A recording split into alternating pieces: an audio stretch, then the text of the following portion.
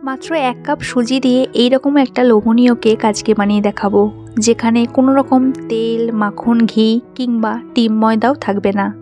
আর এই কেকটা বানানো এতটাই সহজ সাধারণ যে আপনারা চাইলে বাড়িতে যে কেউ বানাতে পারবেন। উপকরণ আর সময় দুটোই খুবই কম লাগবে। আর কেকটা শুধু দেখতেই লোভনীয় হবে না, এইরকম নরম, তুলতুলে আর স্পঞ্জি হবে। ঠিক এইরকম কেকের জন্য কয়েকটা টিপস ফলো করলেই হবে। তাহলে চলুন দেখে নিই আজকের এই নিরামিষ কেকের রেসিপিটা। কেকের জন্য সবার প্রথমে একটা বাটিতে নিয়ে নেব 1/2 কাপ বা 100 গ্রাম চিনি। চিনিটা এখানে কোনো রকম গুঁড়ো করে নিইনি, দানা অবস্থাতেই নিয়েছি। চিনির সাথে মিশিয়ে নেব 1 কাপ গরম দুধ। দুধটা কিন্তু কোনো অবস্থাতেই এখানে ঠান্ডা নেওয়া যাবে না, গরম নিতেই হবে। দেখতেই পাচ্ছেন দুধ থেকে ধোঁয়া উঠছে। সবচেয়ে ভালো হয় জাল দেওয়া অবস্থাতেই দুধটা নিলে। যেহেতু এই কেকে কোনো রকম ঘি, মাখন কিংবা তেল পড়বে না, তাই গরম দুধটা কিন্তু সেগুলোর বিকল্প। গরম দুধের মধ্যে একটা ক্রিমি ভাব থাকে আর সেটাই কেকের রিচনেসটা বাড়াবে। দুধটা চিনির সাথে খুব ভালো করে মিক্স করে নিতে হবে যতক্ষণ না চিনিটা পুরোপুরি গলে যাচ্ছে। আর গরম দুধটা আছে বলেই এখানে পাউডার সুগারের প্রয়োজন পড়েনি। দুধের সাথে চিনিটা ভালো করে মিশে গেলে এখানে দিয়ে দেবো 1 কাপ সুজি। পরিমাপগুলো একটু বুঝে নেবেন। যে কাপ মেপে দুধ নিয়েছিলাম সেই কাপ মেপেই আমি 1 কাপ সুজি নিয়েছি। আর সুজিটা এখানে আমি একদম মিহি দানার যে সুজিটা হয় সেই সুজিটা নিয়েছি। যদি সুজির দানা আপনাদের বড় মনে হয় তাহলে মিক্সার গ্রাইন্ডারে একবার ব্লেন্ড করে নিতে পারেন। সুজিটা দুধের সাথে এরকম একটা হ্যান্ড হুইস্কের সাহায্যে খুব ভালো করে মিশিয়ে নিতে হবে, যাতে সুজির কোনো রকম লাম্পস না থাকে।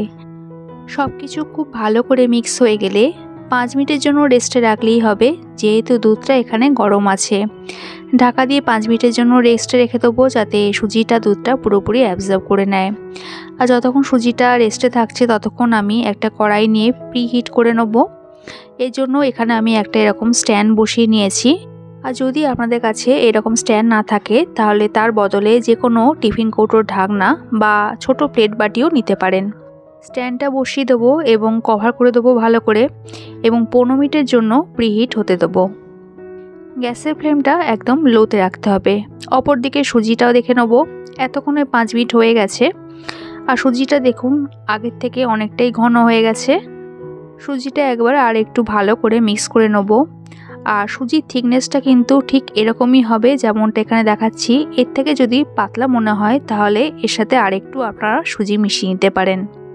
এরপর সুজির সাথে মিশিয়ে নেব 10 টাকা দামের 1 প্যাকেট ইনো। পুরো 1 প্যাকেট ইনোটাই দিতে হবে। আর এখানে আমি দেখতেই পাচ্ছেন সবুজ ইনোটা ব্যবহার করেছি। অরেঞ্জ কালারের যে ইনোর প্যাকেটটা পাওয়া যায় সেটা ব্যবহার করবেন না। আর যদি ইনো দিতে না চান তাহলে তার বদলে 1 চামচ বেকিং পাউডার, তার সাথে 1/2 চামচ বেকিং সোডা আর অল্প একটু পাতিলেবুর রস দেবেন। তাতেও কিন্তু একই টেক্সচার আসবে। ইনোটা দিলে আর কোনো কিছুই লাগে না, তাই আমি ইনোটা ব্যবহার করেছি। আর ইনোটা হচ্ছে সবচেয়ে ইজি ওয়ে কেক বানানোর জন্য। ইনোটা সুজির সাথে ভালো করে মেশানোর পর 3 থেকে 4 ফোঁটা ভ্যানিলা এসেন্স দিয়ে দেবো।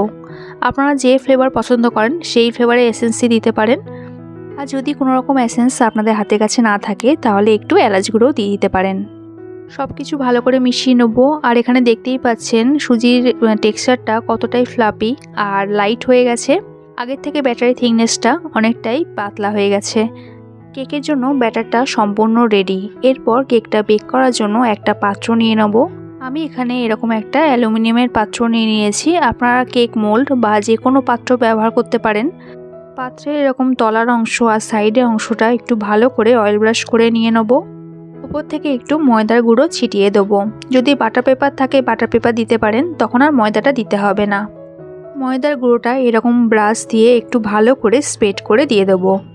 এখানে আরেকটা কথা বলি, পাত্র আপনারা যেরকমই নেন না কেন দেখবেন তার খোলটা যেন একটু বেশি হয় আর থিকনেসটা যেন একটু মোটা হয়। সেটা স্টিলেরও হতে পারে কিংবা অ্যালুমিনিয়ামের হতে পারে। ভালো করে ময়দাটা ব্রাশ করা হয়ে গেলে সুজির ব্যাটারটা এখানে ঢেলে দেবো।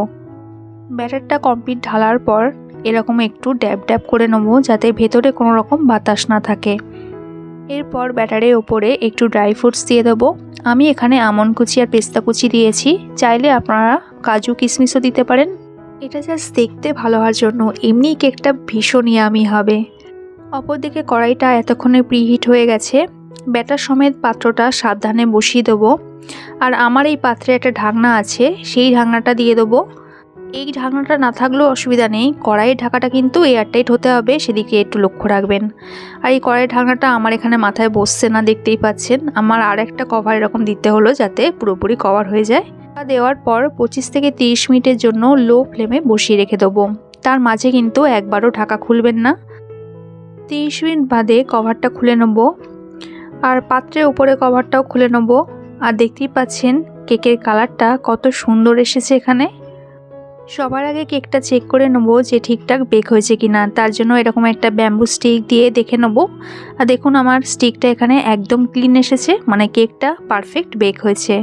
যদি এরকম স্টিক না থাকে তাহলে ছুরি দিয়েও চেক করে নিতে পারেন। কেকটা একটু সেট হওয়ার জন্য এবং একটু ঠান্ডা হওয়ার জন্য আবারও একটু কভার করে রেখে দেবো 10 মিনিটের জন্য। তবে অবশ্যই কভার করেই রাখবেন, এতে কেকের কালারটাও আরও ডার্ক হবে। 10 মিনিট বাদে কভারটা খুলে নেব। আর দেখুন কেকটা আগের থেকে কতটাই ডার্ক হয়েছে আর কতটা কালারফুল হয়েছে। আগের থেকে কেকটা একটু ঠান্ডা হয়ে গেছে আর সেটও হয়ে গেছে। ওভেন থেকে কেকের পাত্রটা নামিয়ে নেব। এইবার একটা ছুরির সাহায্যে এরকম চার ধারটা একটু কাট লাগিয়ে নিতে হবে। বেশি প্রেসার ক্রিয়েট করবেন না, আলতো হাতে ছুরি দিয়ে এরকম চার ধারটা একবার ঘুরিয়ে নিলেই হবে।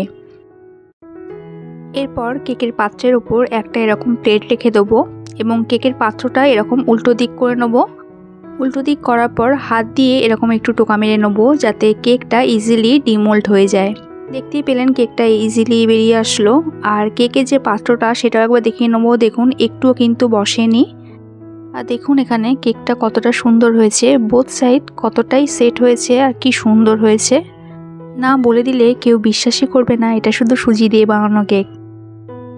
আর কেকটা এখানে আমি কেটে দেখিয়ে দিচ্ছি, দেখুন কতটা সফট হয়েছে।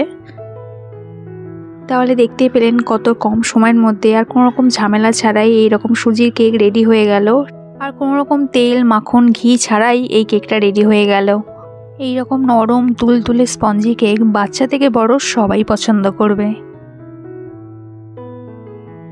আমার আজকের এই সুজির কেকটা ভালো লাগলে লাইক কমেন্ট করবেন, আর আমার চ্যানেলে নতুন হলে চ্যানেলটা সাবস্ক্রাইব করুন রইল। দেখা হচ্ছে আবার এক নতুন রেসিপির সাথে। সবাই সুস্থ থাকবেন, ভালো থাকবেন।